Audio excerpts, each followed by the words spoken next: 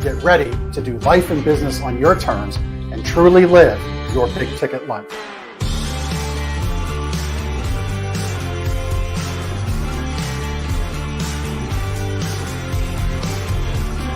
You either make excuses or you choose to level up. What amazing guests living the big ticket life. Woo! Woo! Brandon Britton. Appreciate you having me here today, man. It's that kind of discernment, that kind of focus, that kind of forward thinking that's so important if you're going to succeed in business today. Jeff and I are like friends. We're real friends. We are so you unlock fortune and freedom without all the stress that normally comes along with it. It all comes down to your why. Your business, why are you doing it? How is it going to change the world and what's it going to do for your family? I want you to celebrate your success. Talk about the struggle, but I promise you, the story is in your struggle. They'll never be able to say that about me because people only see me working hard in anything that I'm doing whenever they see me. Focused on your success and the success of those around you. But being that constant in your community, good or bad, whether things are great in the community, bad in the community, who's steady? Unapologetically do business and life on your terms and truly live your big ticket life. What amazing guests living the big ticket life. And we discuss how they do it and the big ticket methods they use. The things that make your life successful so you do life and business on your terms. In and of itself, the only limitations that we really have on ourselves is the ones that we allow to be put on ourselves. And most people don't look at it in that perspective. There's nothing wrong with being humble, but there's also nothing wrong with stepping into your superpower and letting people know who you are.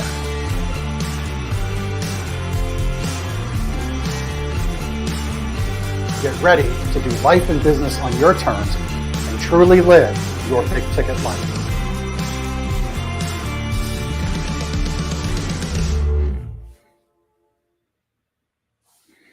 All right. Well, we are live. My guest today, Rob, we had a little bit of issues. If you're watching this on the live stream on the video, we're a little bit, we're behind, but that's all right. This plane's taken off and we're going to have a great show. So I've watched Rob now for quite a while. Watched him from afar at first. During that time, I witnessed like this amazing takeoff, right? And then a low point. We're going to talk about that with his first scaffolding company. But it was incredible to watch Rob Lewis. That's my guest today. Rob Lewis, welcome to the show.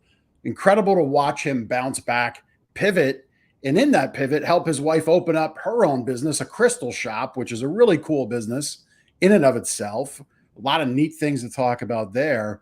But he did all this while experiencing kind of that big blow of what should have been versus what happened. So I'm happy to say that Rob's not one to settle. We made it to this show. He made it through that time. He's got another company he's about to launch or is launching that we're going to talk about. And we're going to share those stories with you today. Rob, welcome. After about 41 minutes, here we are. Jeff, thank you so much for your patience on that, man. I really appreciate you. Yeah. So you've had a day, but we all have those days, right? So I just want to give a shout out right out of the gate to our producer, Chris from castahead.net. He does a great job. He was guiding us both through the little stress and the blood pressure blips that raise up as time goes along. So here we are going to have a great show. So Rob, how does somebody get into the scaffolding business and why? What's your jam on scaffolding? It was actually interesting. I tripped into it, really. It was something I didn't even really know existed in the manner that it does. But I had just come off a pretty significant failure on a construction equipment business that I owned. And I just went into the scaffold company looking for an inside sales position. And I was like, look, I'm great at sales. They didn't have outside sales. So I was like, all right, well, I'll take inside sales. As soon as I got into scaffolding, I immediately fell in love with it. It was like, so I have ADHD and so my attention span kind of goes off. But for me, it was the one thing that drew back in because it was like building Legos for adults. And so you essentially sit down, you design a scaffold around a building, go off drawings, you build it on paper, then you get to watch it come to fruition. And so it was the coolest thing I've ever done as an adult. And so as soon as I got in, I fell in love with the business. I mean, it's just something that has always, drawn my attention. Plus, you're part of every single project for the life of the building, and so you always have this kind of like trophy after you're done, where you're like, I was part of that. Yeah, yeah, yeah. Very cool. Actually, just as you're telling that story, I was reminded. So way back in the day, right out of high school, I worked in construction. It was like really the only part of a couple years of my life, adult life, where I was on a W-2 working for somebody.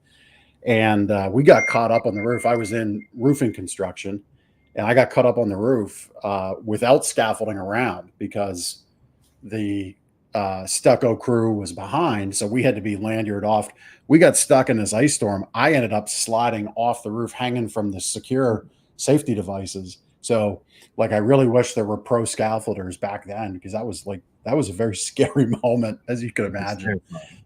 But thankfully, I had my safety gear on, and I'm here all these years later to talk about it. So you fell into it. I kind of forgot about the construction equipment business that you talked about. That was kind of neat. Maybe we'll come back to that. But so you got in, you were good at sales, you saw an opportunity, you're like, hey, I can help blow this up. So you start building up this company, your first scaffolding business, to a point where you've scaled it. What were some things you learned along the way scaling it? And then let's get to, you get this offer.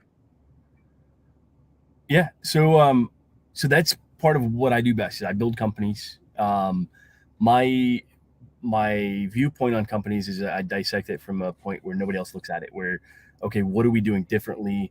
Why is it, like I've come into a couple different companies and take them over to, in dead territories and built them up. And that was what really helped me solidify my place in scaffolding. Was the same thing. I took a company from, I think we were doing about 3 million. We brought it up to 5 or 6 million. And then the second one, the territory I'd taken over was doing 840,000 a year. We brought it up to almost 5 million. And so when we launched our company, I did the same thing. I'm like, I looked at the industry. I'm like, what is missing? What is the one thing that everybody complains about scaffold companies? And the biggest two were service and responsiveness. And so they, the service lacks because, I mean, it takes forever for somebody to quote from a scaffold company. And then the responsiveness is, it takes 3 weeks for a company to come in, quote it, and then build a project if you need it on an emergency basis. And that's more an inefficiency in the industry.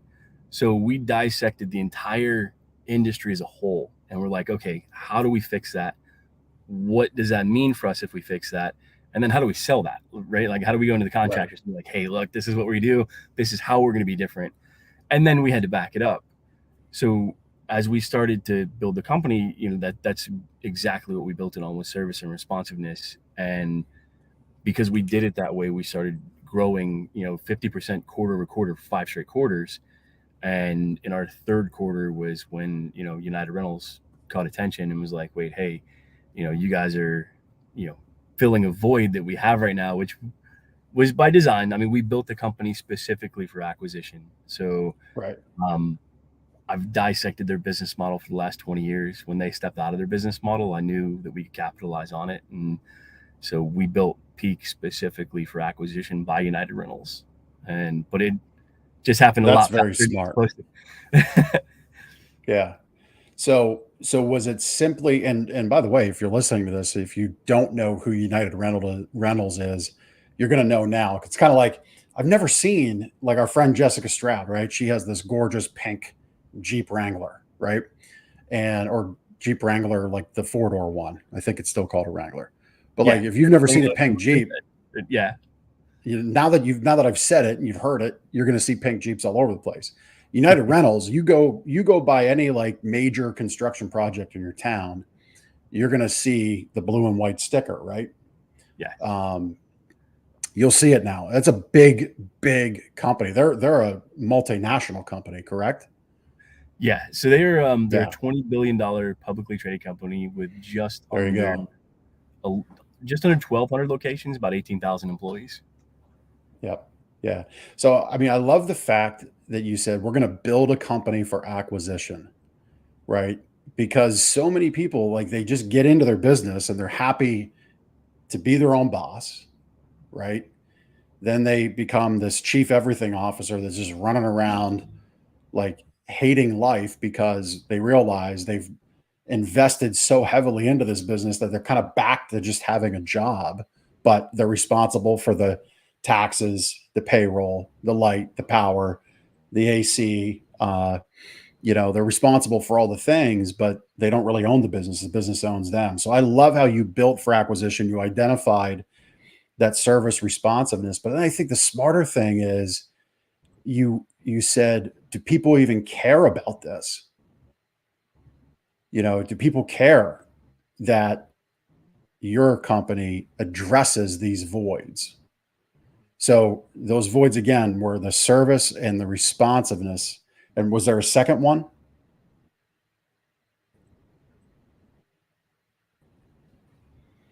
Are we having a glitch?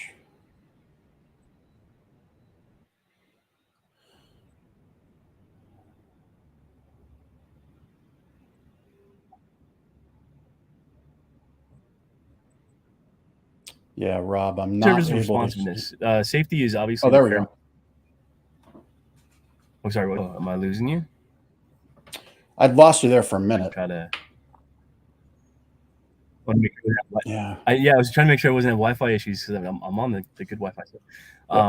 But yeah, service and responsiveness was the biggest thing that we went after. Safety is always our primary. So like for scaffolding, I mean, unfortunately, one small mistake and somebody dies. So that's always going to be our number one focus. But the service and responsiveness was another one. Could we bring those in and keep that safety aspect, at the same time? Yeah, really smart. I mean, there was a former life for me as well. I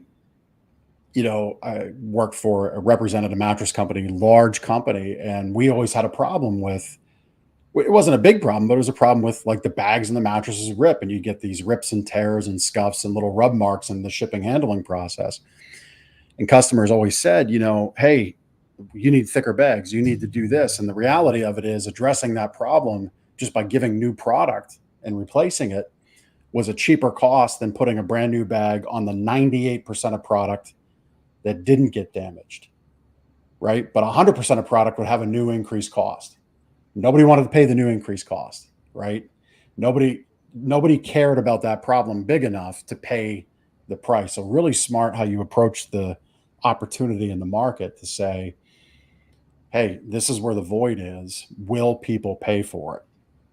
Right? Like that's a lot. I think a lot of people miss that when they go out with a new service offering, a new product, or even a new business. It's why there's just not clarity on where the voids in the marketplace are. So, all right. So we built this for acquisition. You get an offer, but the offer never came through. Like it never landed. Yeah. So what happened there? So we when they came in the first time, we actually thought they were coming in to have us do labor for them. And so we were kind of excited because we were already doing labor for the largest scaffolding company in the industry in Orlando. And so when they came into our office. We literally just signed the lease on our office. The day before we were scrambling, putting furniture in the office so that way we could have this meeting with them. And they show up, and the first thing they said to us is like, we want to buy you guys. And so we put together kind of a synopsis, like a basic business plan, and then something showing like what we've done, what we're planning on doing, what our growth opportunity was. And then we swung for the fence. I told them I wanted $10 million. They laughed at us, which was, I expected. But they came in at about 3.6 million. And we went through 4 months of due diligence with them. And toward the end of it, it shined a light on some cracks on our own team. And the three partners, we weren't getting along very well. That's probably an understatement. But we were at the point now where it was like, all right, let's just get through this sale so that way we can, go in our own direction and figure out what we're going to do. Right. So my whole goal at that point, because I really didn't want to sell the company. I thought we were too early. My overall business plan was between 2 and 3 years for acquisition, which would have netted us between $15 and $20 million. And at this point, we were at 3.6. And so I felt like we were really losing a lot by going into the sale. But at the same time, there were so many cracks in our partnership. There was no salvaging that. So just before the sale was supposed to close, one of my business partners had a citizenship issue, and that came to light. And it changed the deal. They wanted, instead of getting 3 partners, they were only getting 2 now, because they couldn't bring the 3rd partner on without sponsoring him. They couldn't get sponsorship. And so they wanted to change our earn out. So they're putting a lot more of the money on the backside of it. And when I looked at the overall deal, I'm like, I'll make more money by continuing to operate my company than I would by selling. And so for me at that point, it was like, okay, well, can we salvage the partnership? And if not, can one of us buy out the other, so that way we, can make this whole? So the very next day after the deal essentially fell through, I mean, the sale was still technically on until the point where we, opted that we weren't going to go with the earn out. And so we went back into the office, and I asked him, like, what's our clear path forward? What do we do? Like, how can we salvage this company? How can we move forward? And one of my business partners looks at me and says, I want to scale down. And anybody that knows me knows that does not work for my personality. That's the opposite way. Yeah, I want big, I want bigger, and I want best. And so I told him, like, that doesn't work. For one, we had 67 families at that point to feed. And so scaling down, I mean, we're going to fail those families. And that's not a thing for me. That's never. And then secondary was, we had obligations on our own part and contractually, where if we had scaled down, we could have been subject to liquidated damages. We could have been subject to, like, failure in credit. Like, I mean, there were a lot of things, repercussions that would have happened. And so we went through about 4 different rounds of, I'm going to buy you out, you're going to buy me out. We actually brought in a couple of different investors who looked at our books, and one of them was pretty serious. And then that was when I found out they had some other issues. Like, they had a loan that I didn't know about. They had some debt they were holding that I didn't know about. And so finally I called Jessica Dennehy, and I'm like, I need out. Like, I just want out of it. I was willing to walk away for free at that point. I set apart, we structured a buyout, and where I basically walked away from the company for $75,000. And I would have done it all day long. I mean, I was ready to walk away for free, because at that point I knew I already had the lessons in place. I already had everything, the bones, everything that I needed to be able to structure this and start all over again. And, maybe it might have been slower, maybe it might have been faster. I don't know. But at that point I knew the only way for me to really get to where I need to get to was to walk away from the deal. And United eventually did buy the company, but after I exited. Right.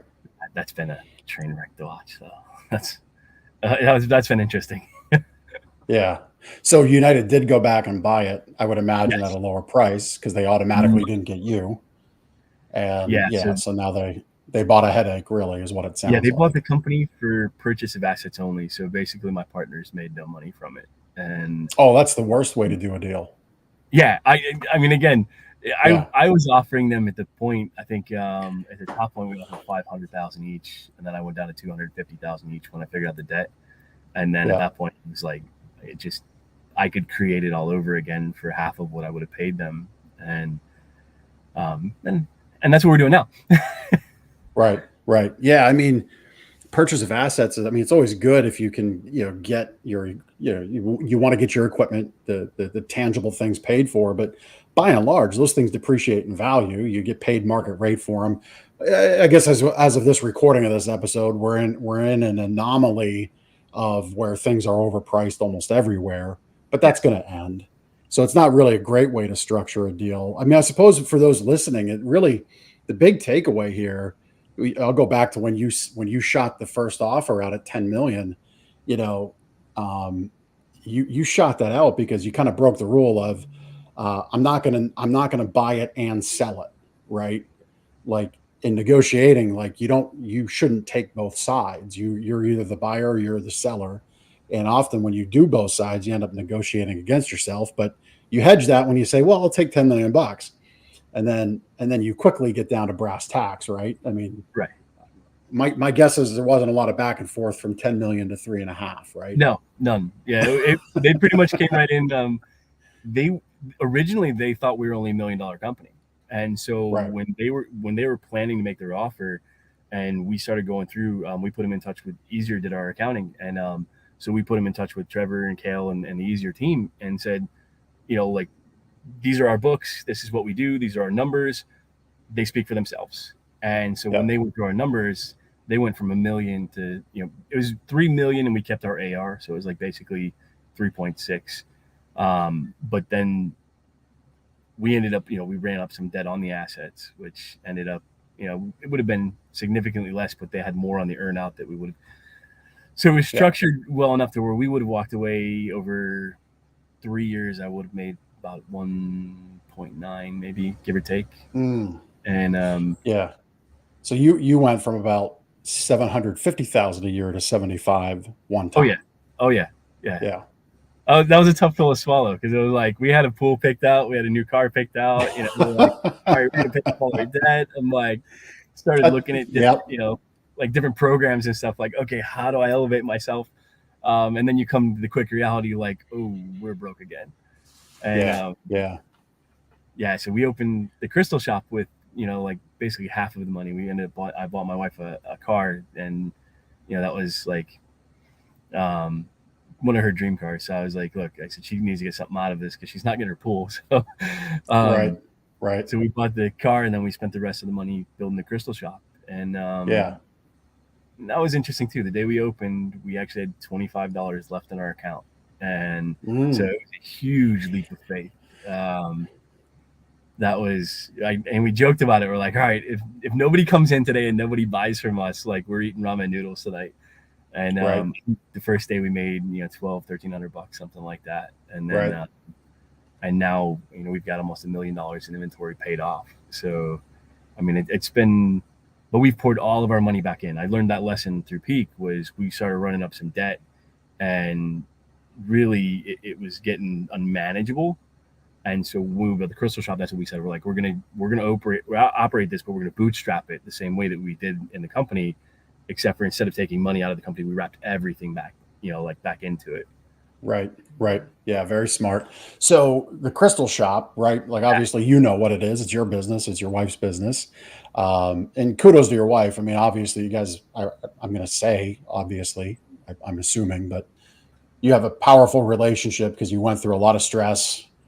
You mentioned, like, hey, she's going to get something out of this for being by my side, with, buying the car. And then, you open this crystal shop up. So for those watching, for those listening, so this is like a legit crystal shop. And you were telling me you source some of your stuff from like the far reaches of the world.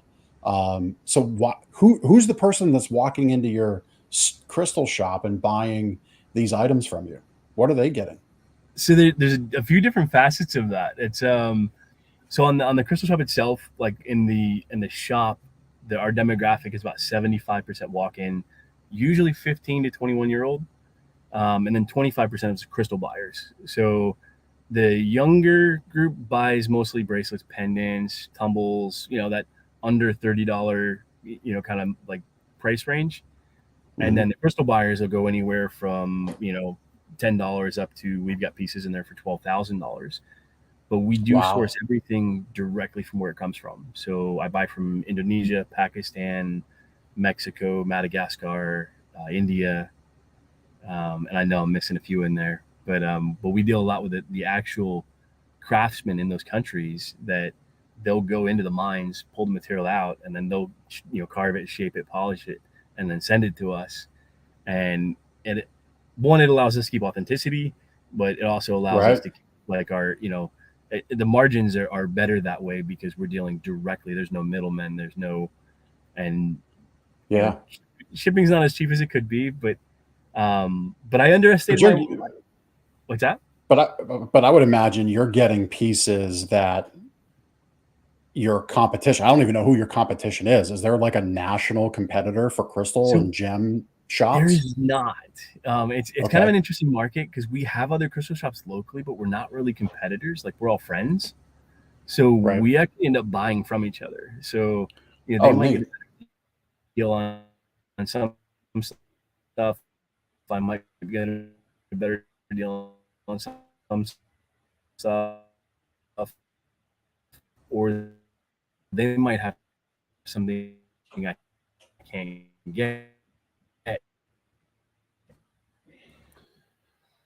And we're having a little audio issue there, Rob. Your feed's slowing down a little bit. It seems like we'll buy from them going to their shop and they'll come into ours and buy from us.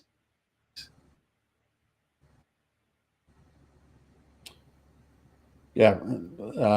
Let's see. We had a little bit of a glitch there, Rob. You were kind of breaking up. It sounded like your connection got a little slow. How are we doing now?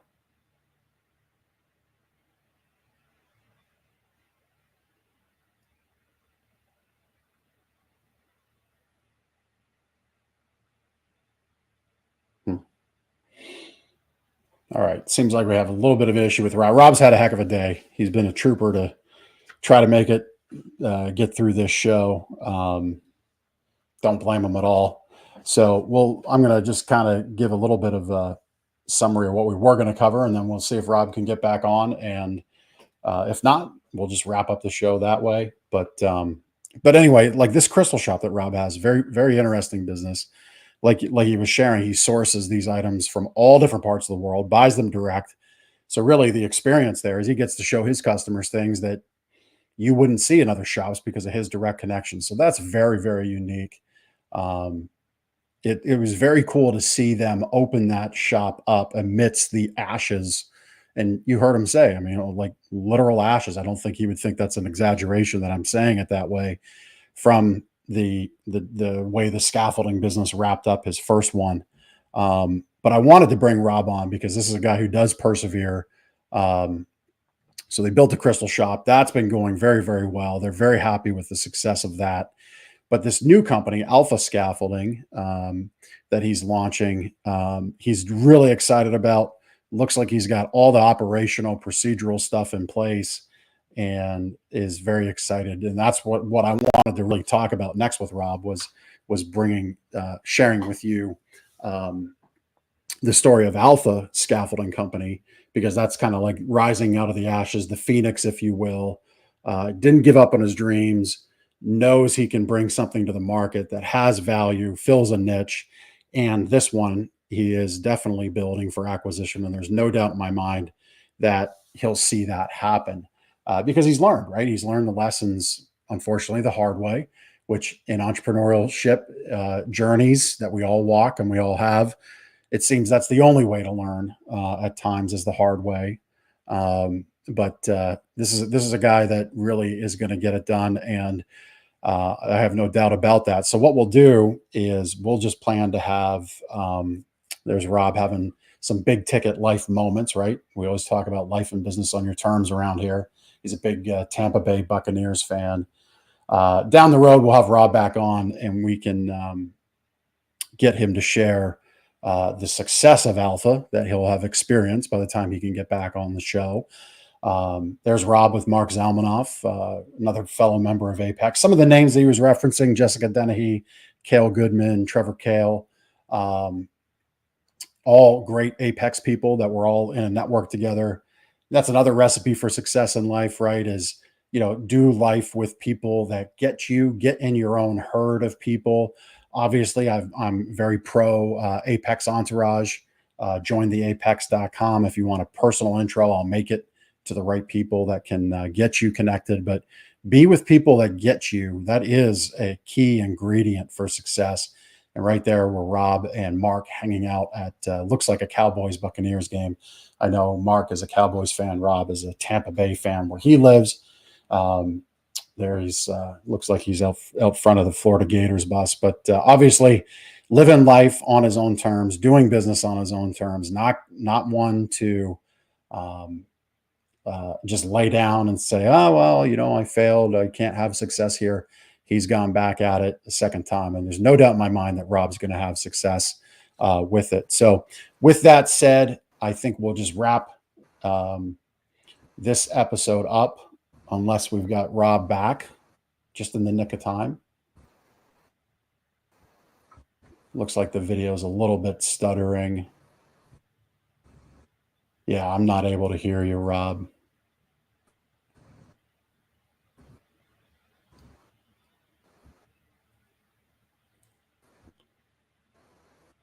see if we can save this here. If not, this is what happens in the technical world, right? Things don't always go according to plan.